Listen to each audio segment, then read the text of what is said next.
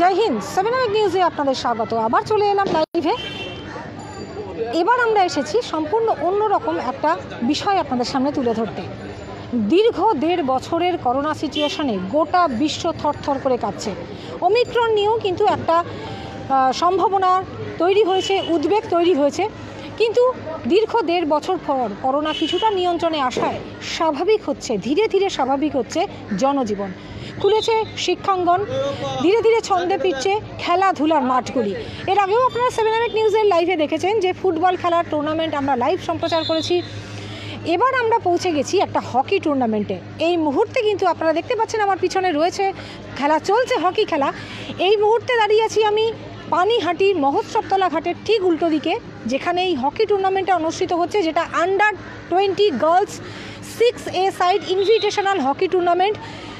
এর পরিচালনা করেছে পানিহাটি হকি কোচিং ইনস্টিটিউট এবং সহযোগিতা করেছে পানিহাটি বৈষ্ণব সমিতি।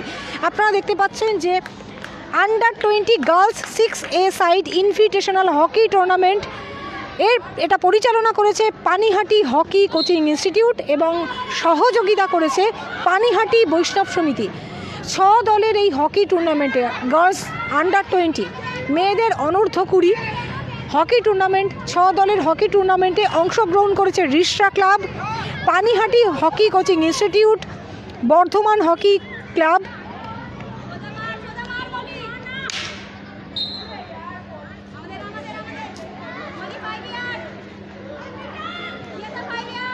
ঝাপনডাঙ্গা হকি ক্লাব এবং BYMA। এই 6টি দল কিন্তু আজকে এই হকি টুর্নামেন্টে, ইনভিটেশনাল হকি টুর্নামেন্টে অংশগ্রহণ করেছে। অনূর্ধ্ব 20 6 দলের এই হকি টুর্নামেন্টে এই মুহূর্তে খেলা চলছে হকি বর্ধমান, যারা হলুদ জার্সি, এবং সবুজ জার্সি রিসরা ক্লাব।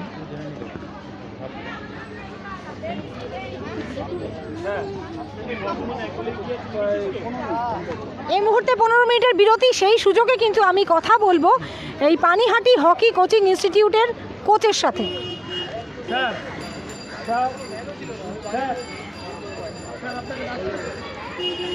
যেহেতু 15 মিনিটের বিরতি চলছে, সেই সুযোগে আমরা এই মুহূর্তে পেয়ে গেছি পানিহাটি হকি কোচিং ইনস্টিটিউটের কোচ সুমিত দাস সাথে। তার সাথে আমরা সরাসরি কথা বলে নেব। স্যার, যে এই দীর্ঘ করোনা সিচুয়েশনে, 1.5 বছরের করোনা সিচুয়েশনের পর এই যে আবার স্বাভাবিক ছন্দে ফেরার চেষ্টা, এই যে আবার খেলার মাঠে ছেলেমেয়েরা ফিরতে পারছে, কি বলবেন একজন কোচ হিসেবে? হকি ট্রেনিং সেন্টার আমাদের এখানে যে প্রয়াসটা আজকে 1.5 বছর মতো হলো। এবার এটা হকি কেন, যে কোনো ইভেন্টই যদি একবার শিখে যায় নেশা ধরে যায়, তারা বাড়িতে থাকতে চায় না। তারা তখন কোচকে বিরক্ত করে যে যতই প্যান্ডামিক সিচুয়েশান চলুক, আপনি মাঠে আসুন, আমরা আসবো, আমাদের গার্জেনরা সাপোর্ট দিচ্ছে। সেই কারণে মাঠে আসা এবং ওদের উন্নতি। পানিহাটি অঞ্চলে কোনো হকির উইংস মেয়েদের মধ্যে ছিল না। আমি এটা ওয়ান্স আপন এ টাইম আমি এনার কাছে এসেছিলাম, ওই পানিহাটি গার্লস হাই স্কুলের দিদিমণি মিসেস কুহু দাস মহাশয়ার কাছে এসেছিলাম। উনি প্রথমে বলছিলেন না, আমাদের এখানে সম্ভব না, মেয়েদের হকি ফকি লেগে টেগে যাবে। তা আমি বললাম আমাকে অন্তত গোটা 10-12 দিন আমি দেখি না, চেষ্টা করি আপনার সামনে করব। হ্যাঁ, স্কুলের স্টুডেন্ট, এরা সবাই পানিহাটি গার্লস। আপনি কি গার্লসদেরই তুলতে চেয়েছিলেন? হ্যাঁ, গার্লসদেরই তুলতে চেয়েছিলাম। তো আমি হুগলিতেও তাই করেছি, ও গার্লসটা আমিই তুলেছি, আবার এখানেও তাই করে দিয়ে গেলাম। জানি না ভবিষ্যতে কতটা কি করতে পারবো, আমি চেষ্টা চালিয়ে যাচ্ছি। গার্লস বা বয়েজ যে কোনো সব খেলাতেই এখন পারদর্শী, কিন্তু আপনি পার্টিকুলার গার্লসদের না, গার্লসরা না সব ব্যাপারে পেছিয়ে আছে। গার্লসরা এগোতে পারছে না। আমাদের পুরুষ বিভাগের প্রচুর প্লেয়ার আছে এবং এখানেও আমি চেষ্টা করছি পুরুষদের তোলার জন্যে। আমি কোথাও ওই জন্য লিখিনি এটা মহিলাদের ক্লাব, এখানে এটা ইউনিভার্সাল, এরা সবাই খেলতে পারে, কিন্তু এরা স্পেশালি মহিলারা এগিয়ে আসছে দেখছি। আমি এখানে প্র্যাকটিস করাই, সপ্তাহে 2 দিন করাই। আর আমার একজন ছাত্রী আছে, উনি ন্যাশনাল প্লেয়ার, সরস্বতী মল্লিক, ওকে আমি বুধ আর শুক্রবার দিয়েছি, আমি শনি রবিবার নিজে আসি। তো এইভাবে এগিয়ে আসছে, যত মহিলারা আসছে দেখছি। শুরুটা হয়েছে 2019-এর ডিসেম্বর মাস। তখন যতজন ছিলেন, হ্যাঁ, এখন কি পার্টিসিপেন্টের সংখ্যা বেড়েছে? অনেকটা বেড়েছে। মানে আপনারা কেমন আগ্রহ দেখছেন? আমি ভীষণ আগ্রহ দেখছি, মানে আমি তো চিন্তাই করতে পারিনি এতটা কম সময়ের মধ্যে এতগুলো লোককে আমি তৈরি করতে পারবো না, এতগুলো মহিলাকে আমি তৈরি করতে পারবো। আশাতীত।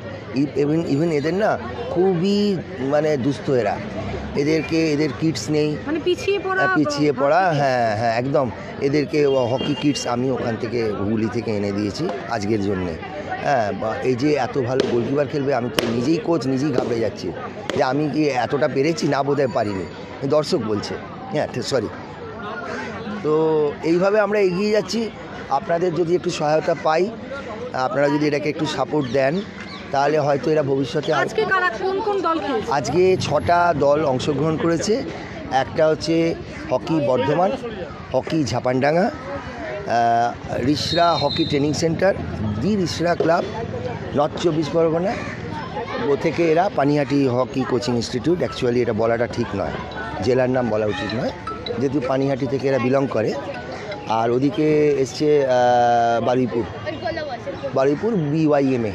আচ্ছা, এটা তো ইনভিটেশনাল টুর্নামেন্ট, কিন্তু এই হকি থেকে যে আপনার ডিস্ট্রিক্ট লেভেল, তারপর সাব জুনিয়র লেভেল বা স্টেট লেভেল, ন্যাশনাল লেভেল, সেখানেও তো পৌঁছে যাওয়ার জন্য আপনারা কি আমরা এরপরেই এদের স্কুল লেভেলটা নিয়ে যাব এর পরের বছরে। এই বছর তো হবে না, এবছর হয়ে গেছে, সময় চলে গেছে, করা যায়নি, মানে গভর্নমেন্ট করতে পারিনি। হ্যাঁ, তো আমরা সামনেবারে স্কুল গেমস আসছে, আমরা সেখানে পার্টিসিপেট করার চেষ্টা করব। এরা সেইভাবে তৈরি হচ্ছে। দিদিমণিও বলেছেন আমার সর্বপ্রকার সাহায্য থাকবে, আমরা চেষ্টা করব যে আর এদেরকে ওখানে পাঠাবার। এই আর ডিস্ট্রিক্ট আপনি যদি বলেন national level, sub junior national আসছে 2022 জানুয়ারি মাসে, ট্রায়াল শুরু হবে আমাদের ওখানে দিয়েছে, মানে আমরা যেখান থেকে করি আর কি, শুরু করি। তো সেইখানটায় আমরা আছি। ন্যাশনাল সিলেকশন আসছে, সেটা সাব জুনিয়র লেভেল। হ্যাঁ হ্যাঁ হ্যাঁ হ্যাঁ আসবে, সেখান থেকে পার্টিসিপেট করতে হবে, তবে ওরা ন্যাশনাল পর্যায়ে যেতে পারবে। ট্রায়ালে যদি অ্যাপ্রুভাল পায় তবে ওরা যেতে পারবে। এবং আমার অনেকগুলো মেয়ে যারা ন্যাশনাল খেলছে, অনেক মেয়ে আছে হুগলি জেলা থেকে যারা এসছে, আমার এখানে প্রচুর মেয়ে আছে যারা ন্যাশনাল খেলেছে। এই যেমন ধরুন আমি আপনাকে বলছি, এখানে একজন আম্পায়ারিং করছে ওদিকে, তার নাম সুনিতা সাউ, আর একজন যে কো আম্পায়ার আছে ওদিকে, উনি এই মুহূর্তে 10টা ন্যাশনাল করেছেন আমার হাতেই। হ্যাঁ, ন্যাশনাল কোয়ালিফাই করেছে, ন্যাশনাল লেভেল খেলছে। এখানে সরস্বতী আছে 3বার, ওখানে ও বসে আছে 2বার, এই যে দীপালি সাউ বসে আছে 2বার। হ্যাঁ, এখানে সুফি, ওই যে ওদিকে ডান দিকে ওই মেয়েটি খেলছে, ওর নাম রিয়া ঘোষ, ও 1বার। হ্যাঁ, সাব জুনিয়র লেভেল করেছে। এখানে অনেকগুলো মেয়ে 3বার, এই নাম্বার 8 তিয়াসা দে। মানে আপনি বলতে চাইছেন যে আপনি যে কজন নিয়ে শুরু করেছিলেন, এখন আশাতীতভাবে সাফল্য পেয়েছেন পার্টিসিপেন্টরা? একদম। অভিভাবকদের রেসপন্স কেমন? অভিভাবকদের রেসপন্স ভীষণ, মানে এরা মানে কি কল্পনাতীত। এরা কালকে রাত্রি 10টা পর্যন্ত মাঠ সাফা করেছে, আমি তো আশ্চর্য হয়ে যাচ্ছি। মানে এই যে করোনা সিচুয়েশনের পর আবার মাঠে ফেরা, তাতে অভিভাবকরা কেমন উৎসাহিত করেছে? ভীষণভাবে বলছে, ও স্যার আমরা বুঝে নেবো, আপনি খেলান। মানে কোনো রকম ওরা দ্বিধা বিরক্ত হচ্ছেন না। ওরা বলছে আমার মেয়ে যথেষ্ট সুস্থ, আপনি আসুন প্র্যাকটিস করেন, ও করোনা হলে আমরা বুঝে নেব।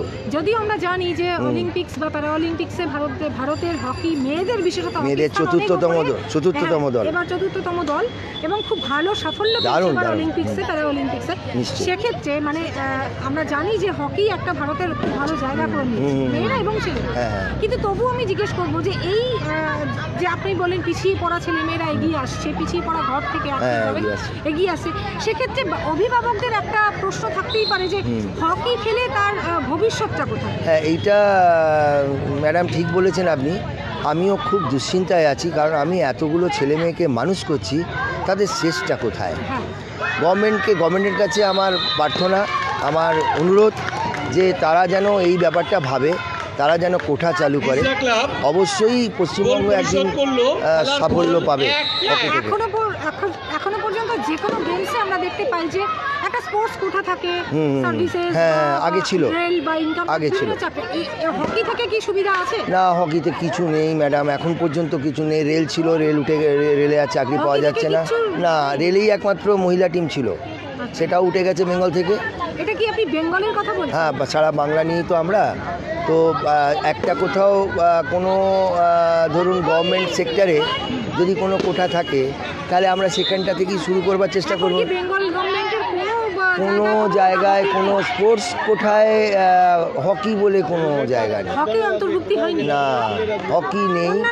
অন্যান্য খেলা হয়েছে, অন্যান্য খেলা থেকে আসছে।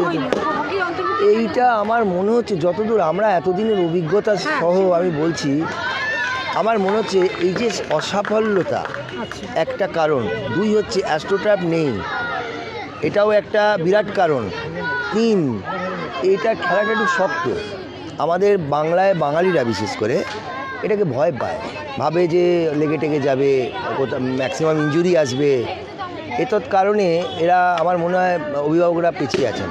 আপনার তো দীর্ঘদিনের খেলার জীবন, একদম। সেক্ষেত্রে আপনাদের সময় তো এই অন্তর্ভুক্তিটা ছিল? রাজ্য সরকার, হ্যাঁ, যথেষ্ট ছিল। হ্যাঁ, পুলিশের চাকরি ছিল, মানে সার্ভিসেসে ছিল, সিআরপিএফে ছিল, রেলে ছিল, ইনকাম ট্যাক্সে ছিল, কলকাতা পুলিশে ছিল, পশ্চিমবঙ্গ পুলিশে বেশি করে ছিল। তা সেই কোঠাটা কেন বন্ধ হয়ে গেল? সেটা আমি কি বলবো, আমাকে পার্টিকুলার হকির ক্ষেত্রে কি এটা ঘটলো? আমার মনে হচ্ছে তাই। আরও একটা কারণ আমি যতদূর মনে হচ্ছে, মোহনবাগান, ইস্টবেঙ্গল, মোহামেডান ক্লাব টিম তুলে দেওয়াতে আরও গন্ডগোল বেঁধেছে। এই টিমগুলো ছিল, আমরা খেলেছি। আমি মোহামেডান খেলেছি, আমি ক্যালকাটা পুলিশ 4 বছর খেলেছি। এখন কি সেই দলগুলো নেই? না, নেই। ক্যালকাটা পুলিশ আছে।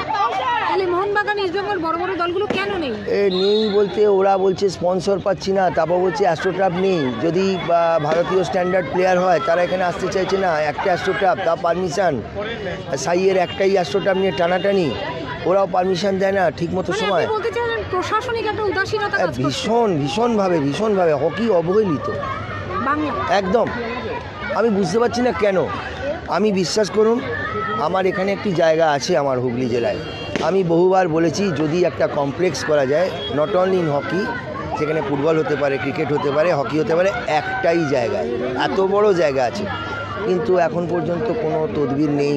আমি তো চুনোপুটি লোক, আমি তো দেখিয়ে দিয়েছি পথটা, কিন্তু যাদের কাছে অর্থ আছে বা যারা এই প্রশাসনিক স্তরে আছেন, তারা যদি এগিয়ে আসেন, এটা বিরাট মাপের ঐতিহাসিক ব্যাপার হয়ে যাবে। মানে এটা তো একটা বেশ প্রশ্নচিহ্নের মুখে পড়ছে যে যে জায়গায় সুযোগ সুবিধাগুলো ছিল একটা সময় আপনারাই পেয়েছেন, বর্তমানে যেখানে আরো উন্নত হওয়ার কথা সেখানে সেটা অবলুপ্তি ঘটেছে সেই সুযোগ। সেই ব্যাপারে আপনারা প্রশাসনিকভাবে কোনো রকম মানে দাবি দাওয়া রেখেছিলেন কি, বা আন্দোলন বা কোনো একটা মানে প্রশাসনিকভাবে অগ্রসর হয়েছিলেন কি? দেখুন, আমরা যদি দাবি দাওয়া রাখতে যাই তাহলে আমাদের পেছনে ওরকম লোক নেই যে আমাদেরকে সাপোর্ট করে সামনের দিকে এগিয়ে নিয়ে যাবে। হকি সঙ্গে কেউ নেই, যে যার মানে ওই আর চলছে সেরকম কোনো উদ্যোগ নেই।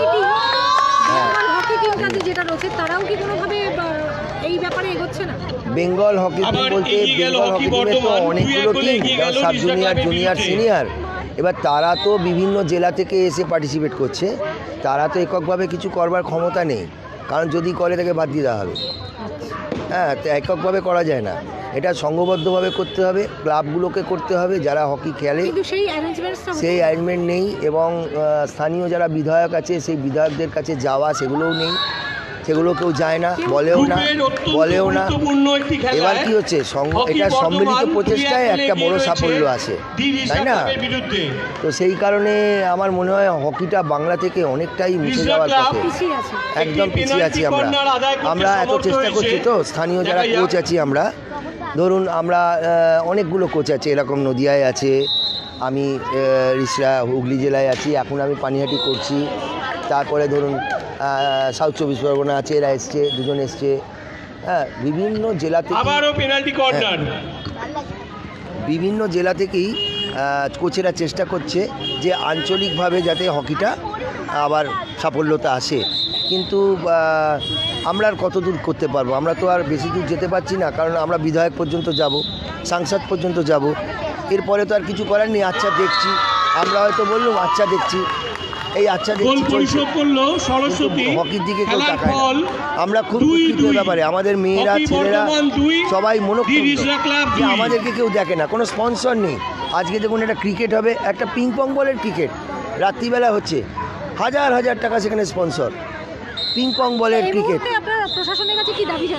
আমরা প্রশাসনের কাছে বিনীত অনুরোধ, ওনারা একটুখানি মুখ তুলে শুধু তাকাক হকির দিকে, তাহলে হকিতে প্রচুর ছেলে মেয়ে আছে, আমার মনে হয় এদের খবর পৌঁছায় না। আমি নিজে জানি, আমি নিজে সেখানে উপস্থিত। আমি হুগলি জেলার কথা বলি, হুগলি জেলায় প্রায় 250 থেকে 300 ছেলে মেয়ে নিয়ে প্লেয়ার হবে। একটা ধরুন 3 কিলোমিটার বর্গ কিলোমিটার এলাকা নিয়ে, 3 বর্গ কিলোমিটার নিয়ে প্রায় 250 থেকে 300 ছেলে মেয়ে এখনও হকি খেলছে। তাহলে তাদের কোনো ভবিষ্যৎ নেই এবং তারা সম্পূর্ণ দুস্থ। তাদের কিট নেই, তাদের কোনো পরনে ঠিক প্রপার এটা আমরা করতে পারছি না। আমাদের যদি ওইখানে একটা অ্যাস্ট্রোটার্ফ হয়, পানিহাটি নতুন আজকে জন্ম নিল, এরাও চেষ্টা করবে। আশা করি যারা বিধায়কগণ আছেন তারা আসবেন, ওরাও হয়তো চেষ্টা করবে। আমার নাম সুমিত দা, আমার ডেজিগনেশন হচ্ছে আমি বাংলা দলের 15, 16, 17, 18 কোচ। আমার হাতে 15 সালে মাইসোরে বেঙ্গলে প্রথম বি গ্রুপ রানার্স হয়েছি, আমরা উড়িষ্যার কাছে 5-3 হেরে। ধন্যবাদ, থ্যাংক ইউ। আমরা কথা বললাম সুমিত দা মহাশয়ের সাথে। আমরা একটু দেখিয়ে দেবো, এখনও খেলা চলছে। অলরেডি এরা 2-2।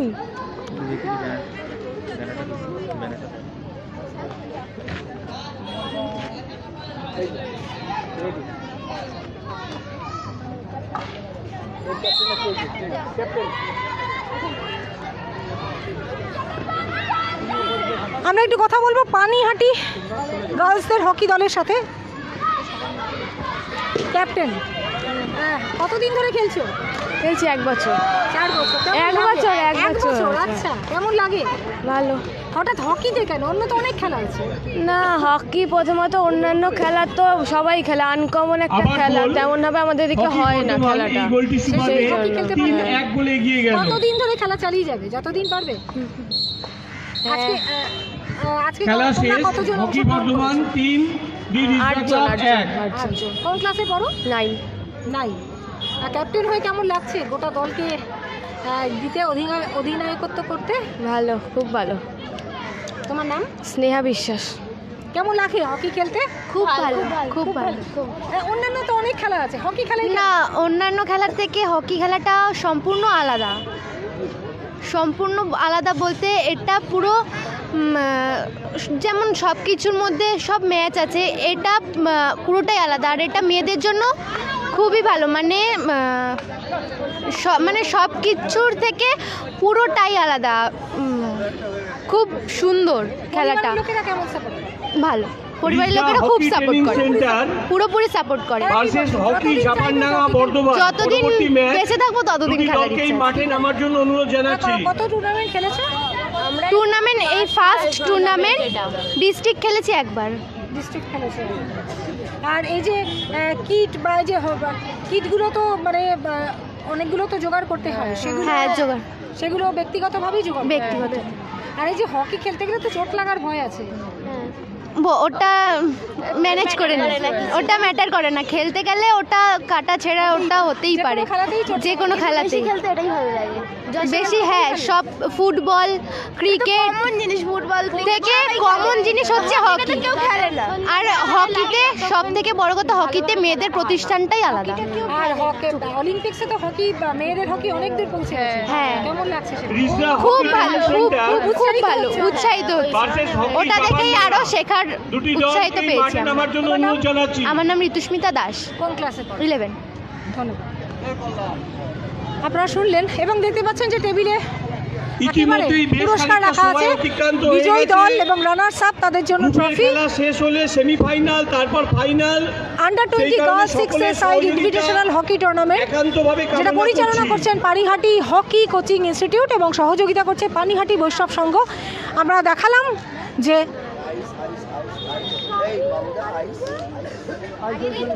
আন্টি, তোমাদের চ্যানেল আমি ডেইলি দেখি, ভালো লাগে। আপনারা দেখলেন যে 6টি দল অংশগ্রহণ করেছে।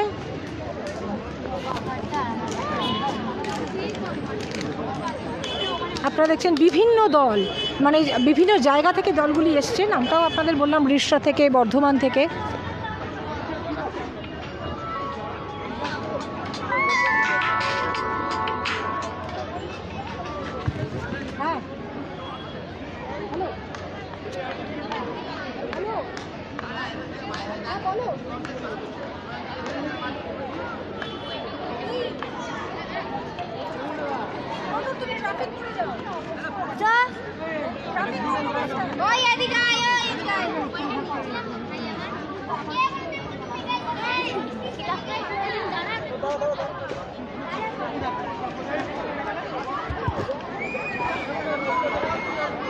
দীর্ঘ 1.5 বছর করোনা সিচুয়েশন কাটিয়ে স্বাভাবিক ছন্দে ফিরছে গোটা জনজীবন।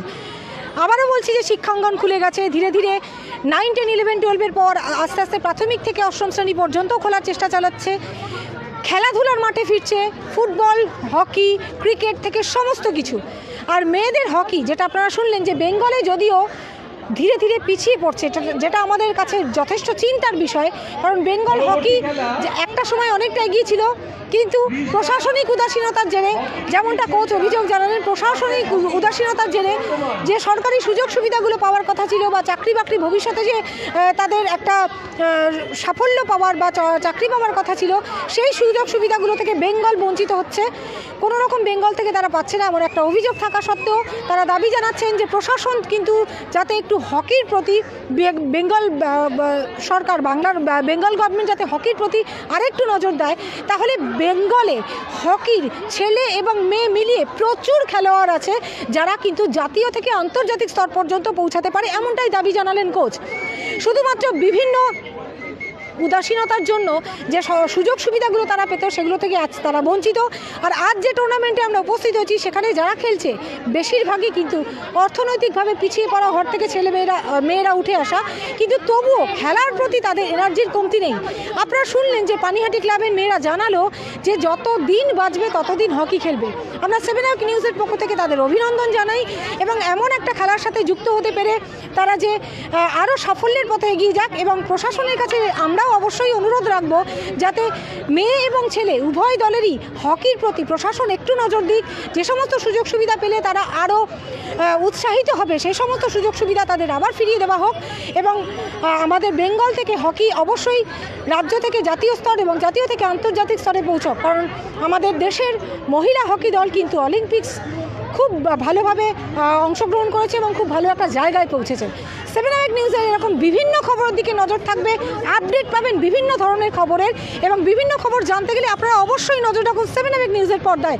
চ্যানেলটা সাবস্ক্রাইব করুন, লাইক করুন, বেল আইকন বাটন প্রেস করতে ভুলবেন না। ক্যামেরা শ্যামল পালের সাথে গৌতমী নাথের রিপোর্ট, 7 Up নিউজ। জয় হিন্দ।